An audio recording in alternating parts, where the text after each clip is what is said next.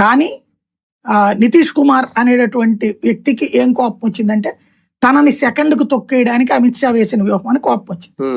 కాబట్టి నిదానంగా చూసి అటుకెళ్ళి వాళ్ళతో పొత్తు పెట్టుకున్నాడు. లాలూ ప్రసాద్ కూడా సీఎం మళ్ళీ ఇతనే తక్కువ, వాళ్ళకంటే కూడా వాళ్ళకి రాష్ట్రంలోనే అందరికంటే హైయెస్ట్ సీట్లు వచ్చినాయి.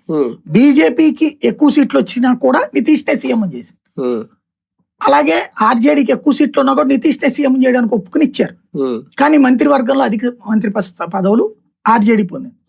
ఇదే తేజస్వి యాదవ్ డిప్యూటీ సీఎం అయ్యాడు. అప్పుడు జరిగిన దోపిడీ మళ్ళీ పాత జంగిల్ రాజుని గుర్తుకు తెచ్చారు.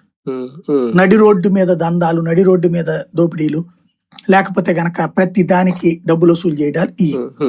దాంతో పబ్లిక్ అర్థమయ్యే అర్జెంట్ గా నితీష్ కుమార్ కే దెబ్బ తగిలే పరిస్థితి వచ్చి మళ్ళీ పరిగెత్తుకుంటూ మోడీ దగ్గరకు వచ్చి మళ్ళీ పొత్తు పెట్టుకుని బీజేపీతో మళ్ళీ ప్రభుత్వాన్ని సీఎం గా తనే కొనసాగాడు. వాళ్ళ దాకా సాగాడు. ఈ దఫా ఆ టెంపర్మెంట్ ప్రదర్శించలేదు. ఇది ఇంతకు ముందుకు మళ్ళీ నా చెప్పు చేతల్లో నడవాలి అనే టెంపర్మెంట్ ప్రదర్శించలే. ఈ దఫా ఇక అసలు చేయడానికి కూడా అవకాశం లేకుండా చేశారు. పబ్లిక్ 2/3 మెజారిటీతో భారతీయ జనతా పార్టీ నెంబర్ 1 చేశారు ఈ ట్రిప్. నితీష్ కుమార్ ని సెకండ్ ప్లేస్ కి నెట్టారు. ఆర్జేడీని అయితే 3rd ప్లేస్ 4th ప్లేస్ అనే లెక్కని తీసుకొచ్చారు.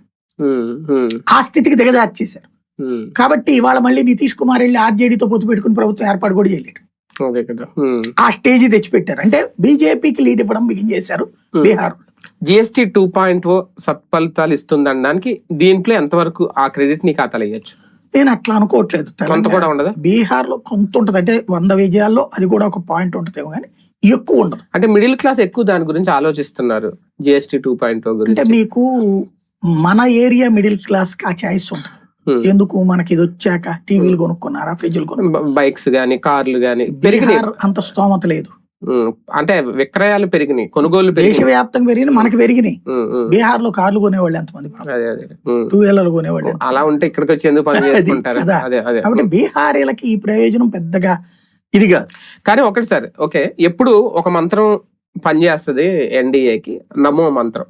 ఇప్పుడు ఇక్కడ నమోతో పాటు నిమో, అలాగే ఇంకొక నమో కూడా యాడ్ అయింది. ఏ మంత్రం పనిచేసింది? బేసిక్ గా బీహార్ లో ఇప్పుడు పనిచేసింది ఏంటి అంటే లాలూ ప్రసాద్ మంత్రం.